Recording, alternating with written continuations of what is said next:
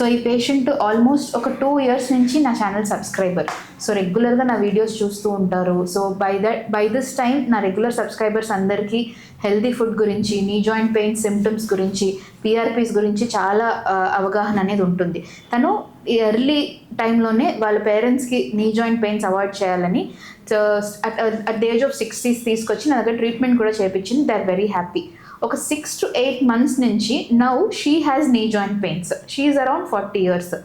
ఇంత తెలిసాక కూడా 8 months నుంచి పెయిన్ పెట్టుకొని నాకెందుకు పెయిన్స్ వస్తాయిలే అనుకొని షీఈస్ జస్ట్ డూయింగ్ అలానే ఏదో ఒక హోమ్ రెమెడీ అలా ట్రై చేస్తుంటూ అట్లీస్ట్ బేసిక్ చెకప్ కూడా చేసుకోలేదు.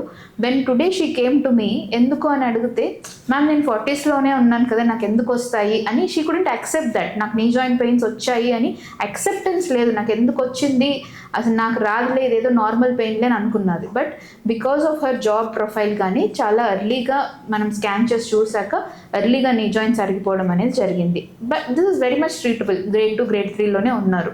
సో ఇప్పుడు నేను చెప్పేది అందరికీ ఏంటంటే, జస్ట్ ఏదో చూసామా వదిలేసామా టైం పాస్ కోసం మాత్రం నా రీల్స్ చూడకండి. డెఫినెట్లీ దాంట్లో ఉన్న ఇన్ఫర్మేషన్ని గ్రాస్ప్ చేయండి. What I'm trying to tell, I'm trying to educate. So early స్టేజెస్లోనే ది 3 basic థింగ్స్. మీ లైఫ్ స్టైల్ అనేది కొంచెం సెడెంటరీగా ఉంటే బేసిక్ ఫిజియోథెరపీ ఎక్సర్సైజెస్, కొంచెం మూవ్మెంట్ చేసుకోండి. జంక్ ఫుడ్ మానేసి కొంచెం healthy food, home prepared food maximum తినేలాగా చూడండి.